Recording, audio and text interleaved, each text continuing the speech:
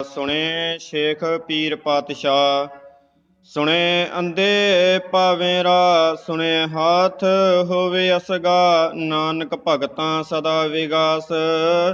ਸੁਣੇ ਦੁਖ ਪਾਪ ਕਾ ਨਾਸ, ਨਾਨਕ ਭਗਤਾਂ ਸਦਾ ਵਿਗਾਸ। ਸੁਣੇ ਦੁਖ ਪਾਪ ਕਾ ਨਾਸ, ਜੁਗੋ ਜੁਗ ਅਟਲ। ਧੰਨ ਧੰਨ ਸਾਹਿਬ ਸ੍ਰੀ ਗੁਰੂ ਗ੍ਰੰਥ ਸਾਹਿਬ ਜੀ ਮਹਾਰਾਜ। ਤਿੰਨਾਂ ਦੀ ਪਾਵਨ ਪਵਿੱਤਰ ਹਜ਼ੂਰੀ ਦਾ ਆਨੰਦ ਮਾਣ ਰਹੇ ਸਤਸੰਗੀ ਜਨੋ, ਅਸੀਂ ਅਤ ਧੰਨਤਾ ਦੇ ਪਾਤਰ ਹਾਂ, ਜੋ ਸੰਧਿਆ ਵੇਲੇ ਨੂੰ ਮੁੱਖ ਰੱਖਦਿਆਂ ਹੋਇਆਂ ਧੰਨ ਸ੍ਰੀ ਗੁਰੂ ਗ੍ਰੰਥ ਸਾਹਿਬ ਜੀ ਦੀ ਗੋਦ ਵਿੱਚ ਆ ਵਿਰਾਜੇ ਹਾਂ। ਤੇ ਅਸੀਂ ਤਾਂ ਹੀ ਆਉਂਦੇ ਹਾਂ ਕਿਉਂਕਿ ਸਾਨੂੰ ਗੁਰੂ ਜੀ ਪਾਸੋਂ ਕੁਝ ਸਿੱਖਣ ਲਈ ਮਿਲਦਾ। ਜੋ ਸਾਡਾ ਸਰੀਰ ਹੈ, ਕਹਿੰਦੇ ਅੰਦਰੋਂ ਕਾਇਆ ਤੜਫ ਰਹੀ ਹੁੰਦੀ ਹੈ ਕਿ ਕਦੋਂ ਪਰਮਾਤਮਾ ਜੀ ਬੁਲਾਉਣ ਤੇ ਅਸੀਂ ਜਾਈਏ, ਕਿਉਂਕਿ ਵੱਡਿਆਂ ਭਾਗਾਂ ਵਾਲਾ ਹੀ ਸਤ ਸੰਗਤ ਕਰ ਸਕਦਾ। ਸੋ ਗੁਰੂ ਜੀ ਦੀ ਹਜ਼ੂਰੀ ਵਿੱਚ ਬੈਠੇ ਸਤਸੰਗੀ ਜਨੋ, ਕਥਾ ਵਿਚਾਰਾ ਆਰੰਭਣ ਤੋਂ ਪਹਿਲਾਂ ਸਤਿਗੁਰਾਂ ਪਾਸੋਂ ਬਖਸ਼ੀ ਫਤਿਹ ਨੂੰ ਗਜਾਉਣਾ ਕਰੀਏ ਜੀ। ਝੁਕਾਓ ਜੀ ਸੀਸ, ਆਖੋ ਜੀ ਵਾਹਿਗੁਰੂ ਜੀ ਕਾ ਖਾਲਸਾ, ਵਾਹਿਗੁਰੂ ਜੀ ਕੀ ਫਤਿਹ। ਧੰਨ ਗੁਰੂ ਨਾਨਕ ਪਾਤਸ਼ਾਹ ਜੀ ਨੇ ਜਪਜੀ ਸਾਹਿਬ ਦੇ ਅੰਦਰ 10ਵੀਂ ਪੌੜੀ ਤੋਂ ਬਾਅਦ 11ਵੀਂ ਪੌੜੀ ਸੁਣਿਆਂ ਵਾਲੀ ਲਿਖੀ ਆ। ਸੁਣਿਆ ਭਾਵ ਸੁਣਨ ਦੇ ਨਾਲ ਜਿਹੜੀਆਂ ਪੌੜੀਆਂ ਸੰਬੰਧਿਤ ਰੱਖਦੀਆਂ ਨੇ, ਤੇ ਧੰਨ ਗੁਰੂ ਨਾਨਕ ਪਾਤਸ਼ਾਹ ਜੀ ਨੇ ਉਹ 4 ਪੌੜੀਆਂ ਦਰਜ ਕੀਤੀਆਂ ਨੇ। ਤੇ ਅਖੀਰਲੀ ਪੌੜੀ ਜਿਹੜੀ ਸੁਣਿਆਂ ਵਾਲੀ ਅੱਜ ਵਿਚਾਰ ਕਰਨੀ ਆ, ਧੰਨ ਗੁਰੂ ਨਾਨਕ ਪਾਤਸ਼ਾਹ ਜੀ ਨੇ 11ਵੀਂ ਪੌੜੀ ਦੇ ਅੰਦਰ ਕਹਿ ਦਿੱਤਾ, ਸੁਣੇ ਸਰਾਂ ਗੁਰਾਂ ਕੇ ਗਾ, ਸੁਣੇ ਸ਼ੇਖ ਪੀਰ ਪਾਤਸ਼ਾਹ। ਕਹਿੰਦੇ ਸੁਣਨ ਦੇ ਨਾਲ ਸਰਾਂ ਗੁਣਾ ਕੇ ਗਾ, ਕਹਿੰਦੇ ਗੁਣ ਜਿਹੜੇ ਉਹ ਪੈਦਾ ਹੋ ਜਾਂਦੇ ਨੇ। ਜਿਵੇਂ ਸਤ ਸੰਗਤ ਵਿੱਚ ਆ ਕੇ ਸਾਡੀ ਮਾੜੀ ਮੱਤ ਦੂਰ ਹੋ ਜਾਂਦੀ ਆ, ਉਸੇ ਤਰ੍ਹਾਂ ਸਾਨੂੰ ਚੰਗੇ ਗੁਣ ਵੀ ਸਿੱਖਣ ਲਈ ਮਿਲਦੇ ਨੇ। ਜਿਵੇਂ ਕੋਈ ਬੱਚਾ ਆਪਣੇ ਮਾਂ-ਬਾਪ ਤੋਂ ਗੁਣ ਸਿੱਖਦਾ,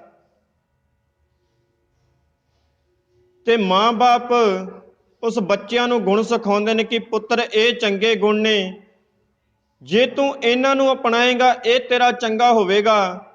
ਇਹ ਮਾੜੇ ਗੁਣ ਨੇ, ਜੇ ਇਹਨਾਂ ਨੂੰ ਤੂੰ ਅਪਣਾਏਗਾ ਇਹਦੇ ਨਾਲ ਤੇਰਾ ਮਾੜਾ ਹੋਵੇਗਾ। ਤੇ ਗੁਣ ਅਸੀਂ ਉਸ ਨੂੰ ਦਿੰਨੇ ਆ। ਤੇ ਸਤਿਗੁਰੂ ਜੀ ਨੇ ਸਾਨੂੰ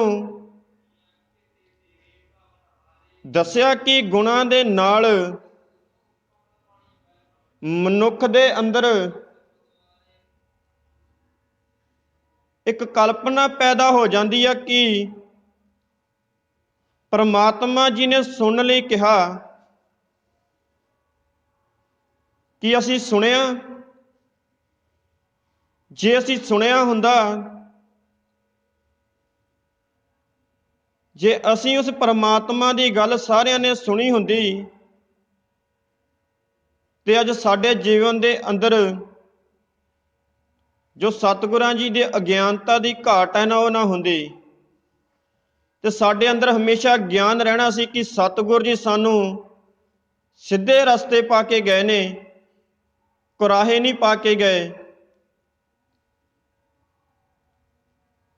ਤੇ ਅਗਲੀ ਪੰਕਤੀ ਦੇ ਵਿੱਚ ਧੰਨ ਗੁਰੂ ਨਾਨਕ ਪਾਤਸ਼ਾਹ ਜੀ ਨੇ ਕਹਿ ਦਿੱਤਾ, ਸੁਣੇ ਅੰਧੇ ਪਾਵੇਂ ਰਾਹ। ਕਹਿੰਦੇ ਮੰਨ ਲਓ ਕੋਈ ਅੰਧਾ ਮਨੁੱਖ ਤੁਰਿਆ ਜਾਂਦਾ, ਉਹ ਸੋਟੀ ਦੇ ਸਹਾਰੇ ਤੁਰਿਆ ਜਾਂਦਾ, ਤੇ ਮੂਹਰੇ ਕੋਈ ਖੱਡਾ ਵਾ, ਖਾਈ ਆ ਕੋਈ, ਤੇ ਤੁਰਿਆ ਜਾ ਰਿਹਾ। ਤੇ ਪਿੱਛੋਂ ਕਿਸੇ ਨੇ ਆਵਾਜ਼ ਮਾਰ ਦਿੱਤੀ, ਉਹ ਭਲਿਆ ਮੂਹਰੇ ਖੱਡਾ ਵਾ, ਕਿਤੇ ਵਿੱਚ ਨਾ ਡਿੱਗ ਜਾਈ।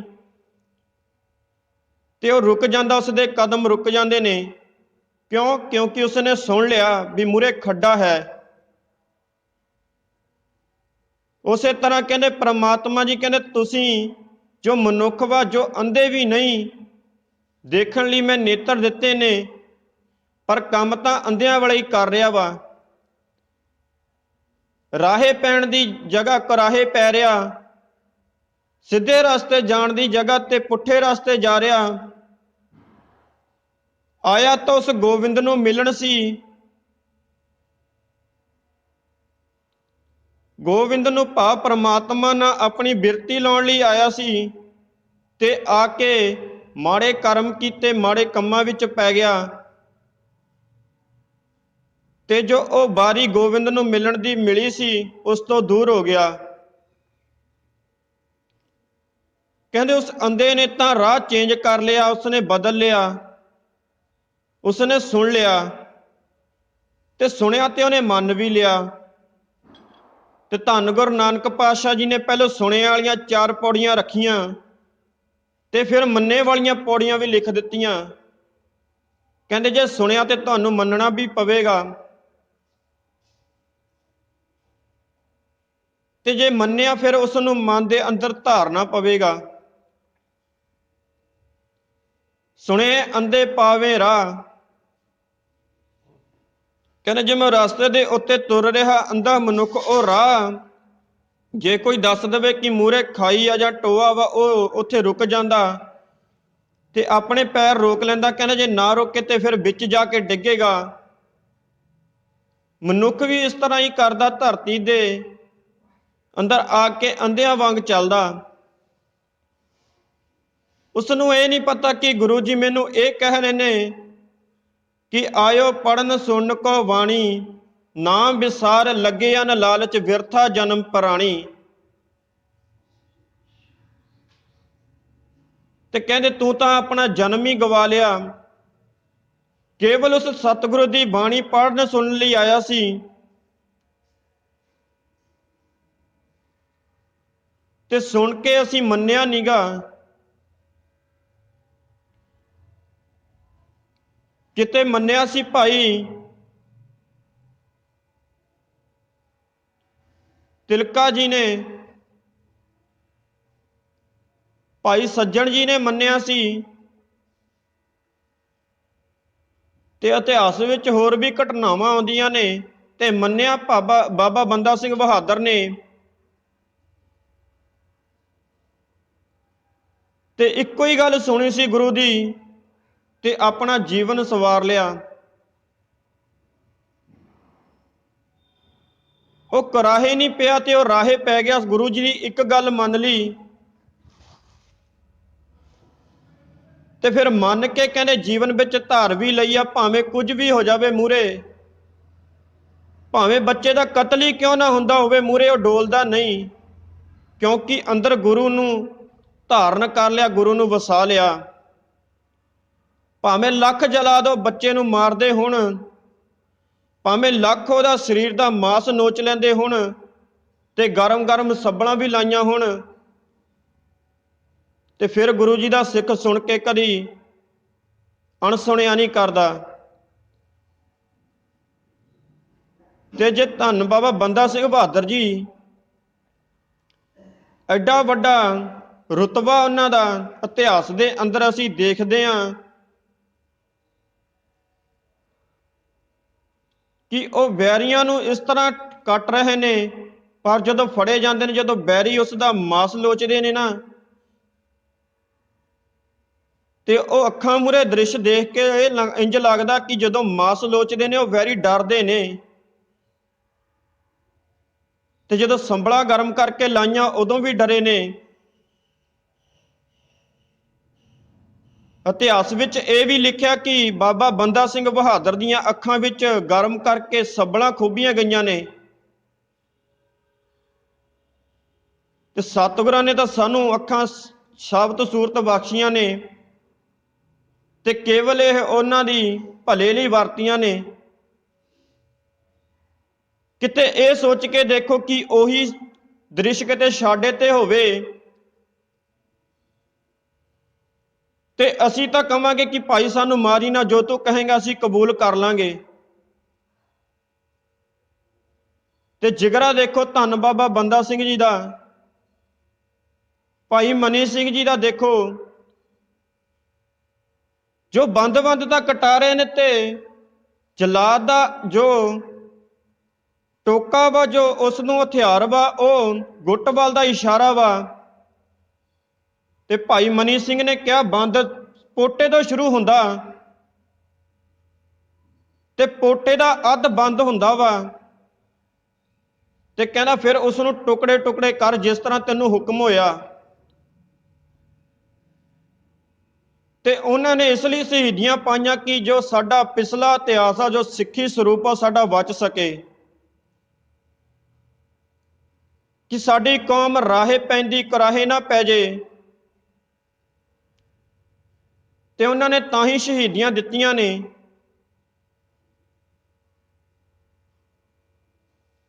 ਅਗਲੇ ਮਹੀਨੇ ਹੁਣ ਪੋਹ ਦੇ ਦਿਨਾਂ 'ਚ ਸ਼ਹੀਦੀਆਂ ਸ਼ੁਰੂ ਹੋ ਜਾਣੀਆਂ ਨੇ, ਇਤਿਹਾਸ ਸ਼ੁਰੂ ਹੋ ਜਾਵੇਗਾ। ਤੇ ਫਿਰ ਸਾਰੀਆਂ ਸੰਗਤਾਂ ਗੁਰਦੁਆਰੇ ਆਉਣਗੀਆਂ, ਕਿਉਂਕਿ ਉਸ ਦਿਨ ਪਵਿੱਤਰ ਮੰਨਦੇ ਨੇ।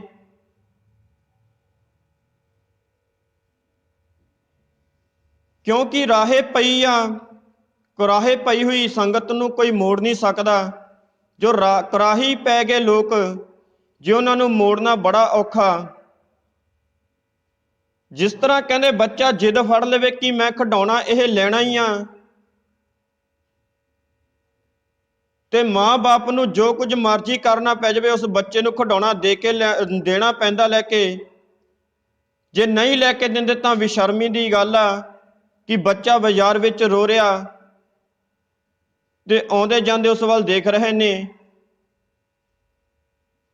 ਤੇ ਮਾਂ-ਬਾਪ ਭਾਵੇਂ ਔਖੇ ਹੋ ਕੇ ਲੈ ਕੇ ਦੇਣ, ਉਸ ਨੂੰ ਲੈ ਕੇ ਦਿੰਦੇ ਨੇ।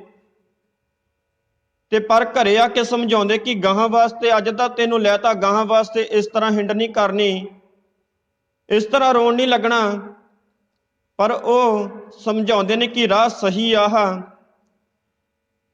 ਜਿਵੇਂ ਕੋਈ ਬੱਚਾ ਨਸ਼ੇ ਦੀ ਲੱਤ ਲੱਗ ਜਾਵੇ, ਮਾਂ-ਬਾਪ ਉਸ ਨੂੰ ਸਮਝਾਉਂਦੇ ਨੇ ਕਿ ਪੁੱਤਰਾ ਇਹ ਤੇਰਾ ਰਾਹ ਗਲਤ ਵਾ, ਇਸ ਦੇ ਨਾਲ ਤੇਰੀ ਜ਼ਿੰਦਗੀ ਖਰਾਬ ਹੋ ਸਕਦੀ ਹੈ, ਤੇਰੀ ਵੰਸ਼ ਖਤਮ ਹੋ ਸਕਦੀ ਆ, ਕਿ ਪੁੱਤਰਾ ਇਹ ਤੇਰਾ ਰਾਹ ਜਿਹੜਾ ਗਲਤ ਵਾ। ਤੇ ਕੁਰਾਹੇ ਪੈ ਨੂੰ ਸਮਝਾਉਂਦੇ ਨੇ। ਤੇ ਸਤਿਗੁਰੂ ਜੀ ਸਾਨੂੰ ਕੁਰਾਹੇ ਪਿਆਂ ਨੂੰ ਸਮਝਾਉਂਦੇ ਨੇ ਕਿ ਤੀਰਥਾਂ ਤੇ ਜਾਣਾ ਛੱਡ ਦਿਓ, ਤੀਰਥਾਂ ਤੇ ਇਸ਼ਨਾਨ ਕਰਨਾ ਛੱਡ ਦਿਓ। ਕੇਵਲ ਤਨ ਦੀ ਸਫਾਈ ਹੋ ਸਕਦੀ ਹੈ ਤੇ ਮਨ ਦੀ ਸਫਾਈ ਤਾਂ ਉਸ ਪਰਮਾਤਮਾ ਜੀ ਦੀ ਗੁਰਬਾਣੀ ਦੇ ਨਾਲ ਹੀ ਸਾਫ਼ ਹੋਵੇਗੀ। ਅਸੀਂ ਮੁਸਲਮਾਨ ਵੀਰਾਂ ਦਾ ਧਰਮ ਦੇਖਦੇ ਹਾਂ, ਉਹ ਧਰਮ ਦੇ ਬੜੇ ਪੱਕੇ ਨੇ, ਨਮਾਜ਼ ਪੜ੍ਹਦੇ ਨੇ ਤੇ ਇਕੱਠੇ ਪੜ੍ਹਦੇ ਨੇ। ਕੋਈ ਐਸਾ ਮੁਸਲਮਾਨ ਵੀਰ ਨਹੀਂ ਦੇਖੋਗੇ ਕਿ ਉਹ ਨਮਾਜ਼ ਨਹੀਂ ਪੜ੍ਹ ਰਿਹਾ, ਉਹ ਪੱਕਾ ਪੰਜ ਨਮਾਜ਼ੀ ਹੋਵੇਗਾ, ਪੰਜ ਨਮਾਜ਼ਾਂ ਪੜ੍ਹਦੇ ਨੇ। ਤੇ ਸਤਿਗੁਰੂ ਜੀ ਸਾਨੂੰ ਕੇਵਲ 2 ਟਾਈਮ ਨਿਤਨੇਮ ਕਿਹਾ ਵਾ, ਸਵੇਰ ਦੇ ਟਾਈਮ ਤੇ ਸ਼ਾਮ ਦੇ ਟਾਈਮ, ਤੇ ਕੇਵਲ ਅਸੀਂ ਉਹੀ ਨਹੀਂ ਕਰ ਪਾਉਂਦੇ। ਤੇ ਮੁਸਲਮਾਨ ਵੀਰ ਕੇਵਲ 5 ਵਾਰੀ, ਪਤਾ ਨਹੀਂ ਕਿੰਨੀ ਕੁ ਵਾਰੀ ਉਹ ਆਪਣਾ ਜੋ ਆਪਦੇ ਗੁਰੂ ਨੂੰ ਧਿਆਉਂਦੇ ਨੇ, ਨਮਾਜ਼ ਪੜ੍ਹਦੇ ਨੇ ਉਸ ਗੁਰੂ ਜੀ ਦੀ ਉਸਤਤ ਦੇ ਵਿੱਚ। ਉਹਨਾਂ ਨੇ ਇਹ ਕਿਹਾ ਸੀ, ਕਹਿੰਦੇ ਜਿੰਨੀਆਂ ਤੁਹਾਡੇ ਧਰਮ ਵਿੱਚ ਸ਼ਹੀਦੀਆਂ ਨੇ, ਕਿਤੇ ਸਾਡੇ ਧਰਮ ਵਿੱਚ ਸ਼ਹੀਦੀਆਂ ਹੋਈਆਂ ਹੁੰਦੀਆਂ, ਅੱਜ ਨੂੰ ਅਸੀਂ ਪੂਰਾ ਸੰਸਾਰ ਮੁਸਲਮਾਨ ਬਣਾ ਲੈਣਾ ਸੀ। ਜਿੰਨੀਆਂ ਤੁਹਾਡੇ ਸਿੱਖ ਧਰਮ ਦੇ ਅੰਦਰ ਸ਼ਹੀਦੀਆਂ ਨੇ, ਤੇ ਤੁਸੀਂ ਆਪਣੀ ਕੌਮ ਨੂੰ ਕਿਉਂ ਨਹੀਂ ਵਧਾ ਰਹੇ। ਤੇ ਉੱਥੇ ਸਵਾਲ ਜਵਾਬ ਹੁੰਦਾ ਤੇ ਇੱਕ ਗੱਲ ਸਾਹਮਣੇ ਆਉਂਦੀ ਆ ਕਿ ਸਿੱਖਾਂ ਨੇ ਮੰਨ ਤਾਂ ਲਿਆ ਕਿ ਸਾਡਾ ਧਰਮ ਆ ਸਿੱਖ, ਪਰ ਅਪਣਾਉਣਾ ਨਹੀਂ। ਤੇ ਅਪਣਾਇਆ ਕਿਹਨਾਂ ਨੇ ਆ? ਸਾਹਿਬਜ਼ਾਦਿਆਂ ਨੇ ਅਪਣਾਇਆ। ਆਪਣੇ ਪਿਤਾ ਦੀ ਸਿੱਖਿਆ ਤੇ ਚੱਲੇ ਨੇ। ਤੇ ਇੱਕ ਪਾਸੇ ਗੱਲ ਕਰ ਲਈਏ, ਧੰਨ ਗੁਰੂ ਨਾਨਕ ਪਾਤਸ਼ਾਹ ਜੀ ਦੇ ਪੁੱਤਰ ਹੋਏ ਨੇ ਤੇ ਉਹ ਆਪਣੇ ਪਿਤਾ ਤੋਂ ਬਾਹਰ ਚੱਲ ਪਏ ਨੇ, ਪਿਤਾ ਦੀ ਆਗਿਆ ਨਹੀਂ ਮੰਨੀ ਤੇ ਪਿਤਾ ਤੋਂ ਬਾਹਰ ਚੱਲੇ ਤੇ ਧੰਨ ਗੁਰੂ ਅੰਗਦ ਪਾਤਸ਼ਾਹ ਜੀ ਨੂੰ ਗੱਦੀ ਤੇ ਵਿਰਾਜਮਾਨ ਕਰ ਦਿੱਤਾ। ਤੇ ਇੱਕ ਪਾਸੇ ਧੰਨ ਗੁਰੂ ਗੋਬਿੰਦ ਸਿੰਘ ਜੀ ਦੇ ਪੁੱਤਰ ਨੇ ਜੋ ਗੁਰੂ ਜੀ ਦੀ ਸਿੱਖਿਆ ਅਨੁਸਾਰ ਚੱਲੇ ਨੇ, ਬਾਣਾ ਪਾਇਆ, ਅੰਮ੍ਰਿਤ ਛਕਿਆ, ਸ਼ਹੀਦੀ ਪ੍ਰਾਪਤ ਕੀਤੀ, ਡੋਲੇ ਨਹੀਂ, ਕਿਉਂਕਿ ਕੁਰਾਹੇ ਪਿਆਂ ਨੂੰ ਸਤਿਗੁਰੂ ਜੀ ਰਾਹ ਦਿਖਾ ਰਹੇ ਨੇ। ਤੇ ਧੰਨ ਗੁਰੂ ਨਾਨਕ ਪਾਤਸ਼ਾਹ ਜੀ ਨੇ ਵੀ ਇੱਥੇ ਇਹੀ ਕਹਿ ਦਿੱਤਾ ਕਿ ਸੁਣਨ ਦੇ ਨਾਲ ਅੰਧੇ ਵੀ ਰਾਹ ਪਾ ਜਾਂਦੇ ਨੇ ਤੇ ਮਨੁੱਖ ਤਾਂ ਅੰਧ ਦੇ ਅੱਖਾਂ ਹੋਣ ਦੇ ਨਾਲ ਵੀ ਅੰਨਾ ਵਾਂ। ਜਿਵੇਂ ਕਹਿੰਦੇ ਕੀੜਾ ਗੰਦਗੀ ਵਿੱਚ ਉੱਗਦਾ ਤੇ ਗੰਦਗੀ ਵਿੱਚ ਹੀ ਮਰ ਜਾਂਦਾ ਤੇ ਪੁਨਰ ਜਨਮ ਗੰਦਗੀ ਦੇ ਵਿੱਚੋਂ ਹੀ ਲੈਂਦਾ, ਉਸ ਦੀ ਸੀਮਾ ਇੰਨੀ ਕਾ ਕਿ ਉਹ ਗੰਦਗੀ ਦੇ ਵਿੱਚ ਹੀ ਰਹੇਗਾ, ਗੰਦਗੀ ਤੋਂ ਕਦੀ ਬਾਹਰ ਨਹੀਂ ਆਵੇਗਾ। ਤੇ ਕਹਿੰਦੇ ਫਿਰ ਅੰਨਾ ਮਨੁੱਖ ਵੀ ਉਹ ਅੱਖਾਂ ਹੋਣ ਦੀ ਬਜਾਏ ਵੀ ਅੰਨਾ ਵਾ, ਤੀਰਥਾਂ ਤੇ ਜਾਂਦਾ, ਨੱਕ ਰਗੜਦਾ, ਨਾਲੇ ਉਸ ਨੂੰ ਪਤਾ ਵੀ ਇਸ ਤੋਂ ਕੁਝ ਨਹੀਂ ਮਿਲਣਾ, ਇਹ ਕੇਵਲ ਮਨੁੱਖ ਨੇ ਬਣਾਈ ਆ। ਤੇ ਸਾਨੂੰ ਤਾਂ ਪ੍ਰਮਾਤਮਾ ਜੀ 1430 ਅੰਗ ਦਾ ਧੰਨ ਸ਼੍ਰੀ ਗੁਰੂ ਗ੍ਰੰਥ ਸਾਹਿਬ ਜੀ ਪ੍ਰਕਾਸ਼ ਕਰਕੇ ਦੇ ਗਏ ਨੇ, ਲਿਖ ਕੇ ਦੇ ਗਏ ਨੇ ਕਿ ਆਹ ਸੱਚਾਈ ਹੈ, ਤੁਹਾਡਾ ਜੀਵਨ ਇਸ ਤਰ੍ਹਾਂ ਚੱਲ ਸਕਦਾ। ਤੇ ਅਸੀਂ ਫਿਰ ਵੀ ਕਰਾਹੇ ਪਏ ਆ ਤੇ ਸਾਡੇ ਮਾੜੇ ਭਾਗ ਨੇ। ਉਹ ਵਿਚਾਰੇ ਕਿਆ ਕਰੇ ਜਿਨ ਭਾਗ ਧੁਰ ਮੰਦੇ, ਕਹਿੰਦੇ ਉਹ ਵਿਚਾਰਿਆਂ ਦਾ ਕੀ ਕਰੀਏ ਜਿਨ੍ਹਾਂ ਦੇ ਭਾਗ ਹੀ ਧੁਰੋਂ ਮੰਦੇ ਨੇ, ਧੁਰੋਂ ਹੀ ਮੰਦੇ ਭਾਗ ਲਿਖਾ ਲਏ ਨੇ ਉਹਨਾਂ ਨੇ ਕਿ ਅਸੀਂ ਰਾਹ ਤੇ ਚੱਲਣਾ ਹੀ ਨਹੀਂ, ਕੁਰਾਹੀ ਪੈਣਾ ਵਾ। ਕਹਿੰਦੇ ਜਿੰਨਾ ਮਰਜ਼ੀ ਸਮਝਾ ਲਓ ਪਰ ਉਹ ਸਮਝਦਾ ਨਹੀਂ। ਤੇ ਸਤਿਗੁਰੂ ਜੀ ਨੇ ਅੱਗੇ ਅਗਲੀ ਪੰਕਤੀ ਵਿੱਚ ਇਹ ਸਮਝਾ ਦਿੱਤਾ, ਸੁਣੇ ਹੱਥ ਹੋਵੇ ਅਸਗਾ। ਕਹਿੰਦੇ ਸੁਣਨ ਦੇ ਨਾਲ ਹੱਥ ਹੋਵੇ ਅਸਗਾ, ਕਹਿੰਦੇ ਉਸ ਪਰਮਾਤਮਾ ਨੂੰ ਪਾਉਣ ਲਈ ਹੱਥਾਂ ਦੇ ਵਿੱਚ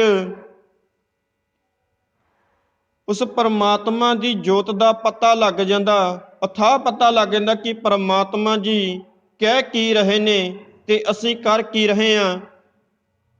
ਹੱਥਾਂ ਦੇ ਨਾਲ ਕਹਿੰਦੇ ਉਸ ਪਰਮਾਤਮਾ ਨੂੰ ਜੇ ਤੂੰ ਪਾਉਣ ਦੀ ਲਾਲਚਾ ਰੱਖਦਾ ਵਾਂ ਤੇ ਪਾ ਨਹੀਂ ਸਕਦਾ। ਕਹਿੰਦੇ ਕਿਉਂਕਿ ਹੱਥ ਤੇਰੇ ਚੰਗੇ ਕਰਮਾਂ ਵੱਲੀ ਜਾਣਗੇ ਤੇ ਉਸ ਪਰਮਾਤਮਾ ਨੂੰ ਪਾ ਸਕਦਾ। ਉਹ ਤਾਂ ਕਹਿੰਦੇ ਹੱਥਾਂ ਤੋਂ ਵੀ ਨੇੜੇ ਆ, ਉਹ ਤਾਂ ਤੇਰੇ ਅੰਦਰ ਵਸਦਾ ਤੇ ਪਰਮਾਤਮਾ ਜੀ ਅੰਦਰ ਵਸ ਕੇ ਹਰ ਇੱਕ ਦੇ ਦਿਲਾਂ ਦੀਆਂ ਜਾਣਦੇ ਨੇ। ਘਟ ਘਟ ਮੈਂ ਹਰ ਜੂ ਵਸੇ ਸੰਤਨ ਕਿਹੋ ਪੁਕਾਰ, ਕਹਿੰਦੇ ਘਟ ਘਟ ਵਿੱਚ ਵਸਦਾ ਪਰਮਾਤਮਾ, ਨਹੀਂ ਤਾਂ ਉਸ ਦਾ ਪਸਾਰਾ ਇੰਜ ਹੋਣਾ ਸੀ ਕਿ ਇਸ ਧਰਤੀ ਨੂੰ ਮੰਨਿਆ ਜਾਂਦਾ ਕਿ ਇਸ ਧਰਤੀ ਬਲਦ ਦੇ ਉੱਪਰ ਖੜੀ ਆ। ਮੰਨਿਆ ਜਾਂਦਾ ਇਤਿਹਾਸ ਦੇ ਵਿੱਚ ਵੀ ਕਈ ਸਾਖੀਆਂ ਐਸੀਆਂ ਲੱਗ ਜਾਈਆਂ ਨੇ ਜੋ ਮਿੱਥੀ ਹੋਈ ਗੱਲ ਵਾ ਤੇ ਉਸ ਨੂੰ ਇਤਿਹਾਸ ਨਹੀਂ, ਮੈਂ ਇਤਿਹਾਸ ਸਾਖੀ ਜ਼ਰੂਰ ਕਹਿ ਸਕਦੇ ਹਾਂ, ਕਿਉਂਕਿ ਮਿੱਥੀਆਂ ਗੱਲਾਂ ਨੇ। ਨਾ ਤਾਂ ਕਿਸੇ ਨੇ ਦੇਖਿਆ ਕਿ ਬਲਦ ਖੜਾ ਵਾ ਤੇ ਨਾ ਕੋਈ ਕਹਿੰਦਾ ਕੋਈ ਸ਼ੇਸ਼ ਨਾਗ ਦੀ ਸ੍ਰੀ ਦੇ ਉੱਪਰ ਖੜਾ ਵਾ ਤੇ ਕੋਈ ਕਹਿ ਰਿਹਾ ਕੱਛੂ ਕੂਮੇ ਉੱਪਰ ਖੜੀ ਆ। ਤੇ ਸੋਚਣ ਵਾਲਾ ਹੋਵੇ ਕਿ ਉਹ ਵੀ ਤਾਂ ਕਿਸੇ ਦੇ ਖੜੇ ਹੋਣਗੇ। ਉਸ ਨੂੰ ਖੜਨ ਲਈ ਕੋਈ ਚੀਜ਼ ਦੀ ਲੋੜ ਪਈ ਹੋਵੇਗੀ, ਉਹ ਚੀਜ਼ ਵੀ ਕਾਸੇ ਤੇ ਖੜੀ ਹੋਵੇਗੀ ਤੇ ਅੰਤ ਇਸ ਦਾ ਮੁੜ ਤੋਂ ਪ੍ਰਾਪਤ ਹੁੰਦੀ ਆ ਕਿ ਉਸ ਦਾ ਅੰਤ ਕਿਸੇ ਨੇ ਨਹੀਂ ਪਾਇਆ ਕਿ ਪਰਮਾਤਮਾ ਨੇ ਕਿਸ ਤਰ੍ਹਾਂ ਇਹ ਧਰਤੀ ਨੂੰ ਬਣਾਇਆ। ਤੇ ਹਿੰਦੂ ਵੀਰਾਂ ਵਿੱਚ ਸਾਨੂੰ ਮਿਲਦਾ ਕਿ ਦੈਂਤਾਂ ਦੀ ਲੜਾਈ ਹੋਈ ਤੇ ਉਹਨਾਂ ਨੇ ਪੱਟ ਦਾ ਮਾਸ ਥੱਲੇ ਸੁੱਟਿਆ ਤੇ ਉਹ ਧਰਤੀ ਬਣ ਗਈ। ਇਸ ਤਰ੍ਹਾਂ ਦੀਆਂ ਇਤਿਹਾਸਕ ਕਹਾਣੀਆਂ ਸਾਨੂੰ ਸਾਹਮਣੇ ਰੱਖੀਆਂ ਗਈਆਂ, ਪਰ ਜਦੋਂ ਇਤਿਹਾਸ ਨੂੰ ਪੜਚੋਲਾਂਗੇ, ਸਾਹਮਣੇ ਲਿਆਵਾਂਗੇ ਤਾਂ ਇੱਕ ਗੱਲ ਸਾਹਮਣੇ ਆਵੇਗੀ ਕਿ ਧਰਤੀ ਉਸ ਪਰਮਾਤਮਾ ਜੀ ਦੇ ਆਸਰੇ ਖੜੀ ਆ ਤੇ ਕੇਵਲ ਉਸ ਪਰਮਾਤਮਾ ਨੇ ਇਸ ਵਿੱਚ ਸਭ ਜੀਵ ਜੰਤੂ ਪਾਏ ਨੇ। ਜੋ ਚੀਜ਼ ਲੋੜੀਂਦੀ ਸੀ ਉਸ ਨੂੰ ਦਿੱਤੀ ਤੇ ਧੰਨ ਗੁਰੂ ਨਾਨਕ ਪਾਤਸ਼ਾਹ ਜੀ ਨੇ ਮਨੁੱਖ ਨੂੰ ਰਾਹ ਦਿਖਾਉਣ ਲਈ ਇੱਕ ਸੁੰਦਰ ਦ੍ਰਿਸ਼ ਦਿਖਾਇਆ ਕਿ ਪਰਮਾਤਮਾ ਜੀ ਤੁਹਾਨੂੰ ਮਿਲ ਸਕਦੇ ਨੇ ਕੇਵਲ ਕਾਹਦੇ ਨਾਲ? ਗੁਰਬਾਣੀ ਦੇ ਨਾਲ, ਗੁਰਬਾਣੀ ਸੁਣਨ ਦੇ ਨਾਲ। ਤੇ ਧੰਨ ਗੁਰੂ ਨਾਨਕ ਪਾਤਸ਼ਾਹ ਜੀ ਨੇ ਅੱਗੇ ਲਿਖਦਾ, ਨਾਨਕ ਭਗਤਾਂ ਸਦਾ ਵਿਗਾਸ, ਸੁਣੇ ਦੁਖ ਪਾਪ ਕਾ ਨਾਸ। ਉਹੀ ਫਿਰ ਦੋ ਪੰਕਤੀਆਂ ਰਿਪੀਟ ਕਰ ਦਿੱਤੀਆਂ ਕਿ ਨਾਨਕ ਭਗਤਾਂ ਸਦਾ ਵਿਗਾਸ, ਸੁਣੇ ਦੁਖ ਪਾਪ ਕਾ ਨਾਸ। ਕਹਿੰਦੇ ਸੁਣਨ ਦੇ ਨਾਲ ਭਗਤਾਂ ਦਾ ਵਿਕਾਸ ਹੁੰਦਾ ਵਾ, ਖੇੜਾ ਹੁੰਦਾ ਉਹਨਾਂ ਨੂੰ ਪਤਾ ਲੱਗ ਜਾਂਦਾ ਕਿ ਅਸੀਂ ਜ਼ਿੰਦਗੀ ਦੇ ਅੰਦਰ ਆਏ ਕੀ ਕਰਨਾ। ਸੁਣੇ ਦੁੱਖ ਪਾਪ ਕਾ ਨਾਸ, ਕਹਿੰਦੇ ਸੁਣਨ ਦੇ ਨਾਲ ਦੁੱਖ ਦੂਰ ਹੋ ਜਾਂਦੇ ਨੇ, ਨਾਸ਼ ਹੋ ਜਾਂਦੇ ਨੇ। ਤੇ ਜੋ ਸਾਨੂੰ ਚੰਗਾ ਵਾ, ਜੋ ਸਤਿਗੁਰਾਂ ਪਾਸੋਂ ਸਾਨੂੰ ਸਿੱਖਣ ਨੂੰ ਮਿਲਦਾ, ਕੇਵਲ ਉਹ ਸੁਣਨ ਦੇ ਨਾਲ ਹੀ ਮਿਲ ਸਕਦਾ। ਪੜ੍ਹਾਂਗੇ, ਸੁਣਾਂਗੇ ਤੇ ਮਨ ਅੰਦਰ ਧਾਰਾਂਗੇ ਤਾਂ ਸਾਨੂੰ ਪਰਮਾਤਮਾ ਜੀ ਪ੍ਰਗਟ ਹੋਣਗੇ। ਤੇ ਨਹੀਂ ਤਾਂ ਅਸੀਂ ਸੁੱਤੇ ਹੋਈਏ ਤੇ ਸਤਿਗੁਰ ਜੀ ਉਦੋਂ ਵੀ ਸਾਨੂੰ ਰੱਖਿਆ ਕਰਦੇ ਨੇ। ਉਦੋਂ ਸਾਨੂੰ ਕੋਈ ਸੁੱਧ ਬੁੱਧ ਨਹੀਂ ਹੁੰਦੀ ਕਿ ਅਸੀਂ ਕਿੱਥੇ ਪਏ ਹਾਂ, ਕੇਵਲ ਮਰਿਆਂ ਦੇ ਬਰਾਬਰ ਹੁੰਦੇ ਹਾਂ। ਤੇ ਸਤਿਗੁਰ ਜੀ ਸਾਨੂੰ ਆਪਣੇ ਜੋ ਸਾਹ ਜ਼ਿੰਦਗੀ ਵਿੱਚ ਲਿਖੇ ਨੇ ਉਹ ਅਨੁਸਾਰ ਬੀਤ ਰਹੇ ਨੇ, ਚੱਲ ਰਹੇ ਨੇ। ਜੋ ਸਾਹ ਸਾਡੇ ਜ਼ਿੰਦਗੀ ਦੇ ਬਾਕੀ ਨੇ, ਅਸੀਂ ਉਸ ਦੇ ਨਾਲ ਉਸ ਪਰਮਾਤਮਾ ਨੂੰ ਧਿਆਈਏ, ਉਸ ਪਰਮਾਤਮਾ ਦੀ ਗੱਲ ਸੁਣੀਏ। ਤੇ ਕੱਲ ਨੂੰ ਮੰਨੇ ਵਾਲੀਆਂ ਪੌੜੀਆਂ ਸ਼ੁਰੂ ਹੋਣੀਆਂ ਨੇ। ਮੰਨੇ ਤੋਂ ਭਾਵ ਮੰਨਣ ਦੀ ਗੱਲ। ਤੇ ਮੰਨਿਆ ਕਿਹਨਾਂ ਨੇ ਆ? ਕਿਹਨਾਂ ਨੇ ਆਪਣੇ ਮਨ ਦੇ ਅੰਦਰ ਧਾਰ ਕੇ ਉਸ ਗੁਰੂ ਜੀ ਦੀ ਗੱਲ ਸੁਣੀ। ਗੁਰੂ ਜੀ ਦੀ ਗੱਲ ਸੁਣਨ ਤੋਂ ਬਾਅਦ ਉਹਨਾਂ ਨੇ ਮਨ ਦੇ ਅੰਦਰ ਧਾਰ ਕੇ ਕੀਤਾ ਕੀ? ਤੇ ਜੋ ਕੱਲ ਦੀ ਵਿਚਾਰ ਆ, ਮੰਨੇ ਦੀਆਂ ਪੌੜੀਆਂ ਸ਼ੁਰੂ ਹੋ ਜਾਣੀਆਂ ਨੇ। ਤੇ ਸਤਿਗੁਰੂ ਜੀ ਮਿਹਰਮਤ ਕਰਨ ਕਿ ਸਾਡੇ ਤੇ ਵੀ ਇਹੋ ਜਿਹੀ ਕਿਰਪਾ ਕਰ ਦੇਣ ਕਿ ਅਸੀਂ ਸੁਣਨ ਦੇ ਨਾਲ ਉਸ ਪਰਮਾਤਮਾ ਜੀ ਨੂੰ ਪਾ ਸਕੀਏ। ਸੁਣ ਕੇ ਮੰਨਣ ਦੇ ਨਾਲ ਜੋ ਕੱਲ ਨੂੰ ਪੌੜੀਆਂ ਆਰੰਭ ਹੋਣੀਆਂ, ਕਿ ਅਸੀਂ ਉਸ ਨੂੰ ਸਮਝ ਸਕੀਏ, ਸੁਣਿਆ ਨੂੰ ਸਮਝ ਸਕੀਏ। ਤੇ ਅੰਤ ਜਦੋਂ ਜਪਜੀ ਸਾਹਿਬ ਦੀ ਸਮਾਪਤੀ ਹੋਵੇਗੀ, ਜਦੋਂ ਸ਼ਲੋਕ ਦੀ ਸਮਾਪਤੀ ਹੋਵੇਗੀ, ਤੇ ਉੱਥੇ ਵੀ ਕੇਵਲ ਅਸੀਂ ਦੇਖਾਂਗੇ ਕਿ ਪਰਮਾਤਮਾ ਜੀ ਨੇ ਕਿੱਡਾ ਵੱਡਾ ਉਪਰਾਲਾ ਸਾਡੇ ਲਈ ਕੀਤਾ ਤੇ ਕਿਸ ਤਰ੍ਹਾਂ ਅਸੀਂ ਗੁਰਬਾਣੀ ਨੂੰ ਪੜ੍ਹਨਾ ਵੀ ਆ, ਸੁਣਨਾ ਵੀ ਆ ਤੇ ਮੰਨਣਾ ਵੀ ਆ, ਤੇ ਮੰਨ ਕੇ ਵਿਚਾਰਨਾ ਵੀ ਆ, ਤੇ ਅਗਲਿਆਂ ਨੂੰ ਦੱਸਣਾ ਵੀ ਆ ਕਿ ਗੁਰਬਾਣੀ ਇਹ ਕਹਿ ਰਹੀ ਆ। ਸਤਿਗੁਰੂ ਜੀ ਮਿਹਰਮਤ ਕਰਨ। ਬੋਲਦਿਆਂ ਪਾਸੋਂ ਇੱਕ ਨਹੀਂ ਬੇਅੰਤ ਪ੍ਰਕਾਰ ਦੀਆਂ ਭੁੱਲਾਂ ਚੁੱਕਾਂ ਦੀ ਖਿਮਾ। ਅੰਤ ਨੂੰ ਬੁਲਾਓ ਜੀ ਫਤਿਹ। ਆਖੋ ਜੀ ਵਾਹਿਗੁਰੂ ਜੀ ਕਾ ਖਾਲਸਾ, ਵਾਹਿਗੁਰੂ ਜੀ ਕੀ ਫਤਿਹ।